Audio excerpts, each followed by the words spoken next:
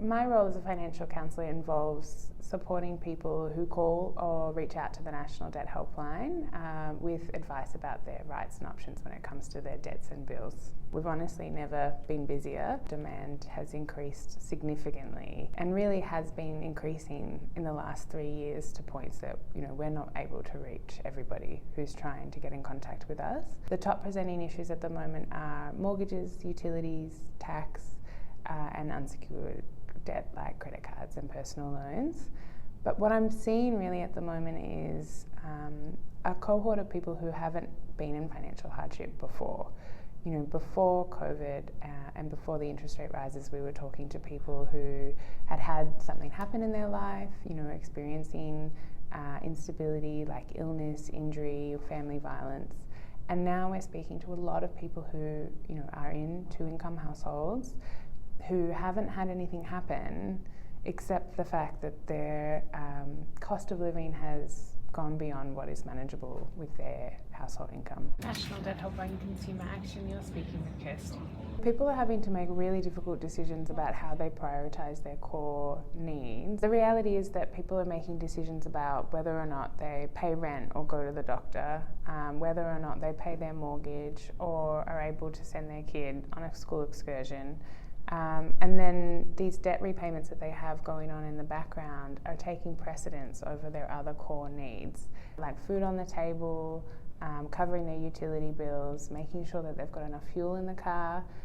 Those things are the most important things for people to be able to live their lives with dignity. And when those things start slipping, everything else becomes difficult. Work becomes hard, you suddenly facing unemployment, and then everything else spirals out of control. And it's because debt repayments are getting prioritised over those other things. A client that I spoke to recently that comes to mind was an older gentleman who had been made redundant after COVID-19. He'd been really struggling to find secure work afterwards. He had a property that he could sell in order to pay out the mortgage on his house and put him into a better position for retirement. But in order to sell that house, he needed to do some maintenance on it. It had become too hard for him to even feed himself trying to survive on JobSeeker, let alone prepare an asset to sell. He had been trying to manage the best that he could for 2 years before he reached out to the National Debt Helpline.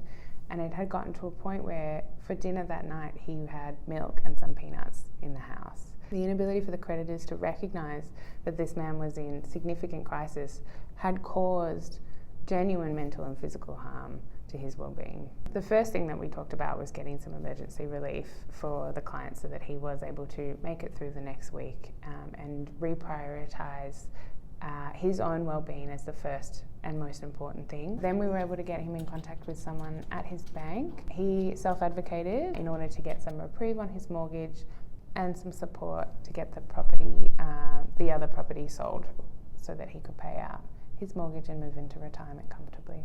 So my message to all of you watching is that this cost of living crisis is very, very real and it's not going away anytime soon, and it's impacting a huge swathe of the community. We all have a duty to do what we can to support those people, including proactively reaching out to those that we know are in hardship and offering them tailored support that works for them.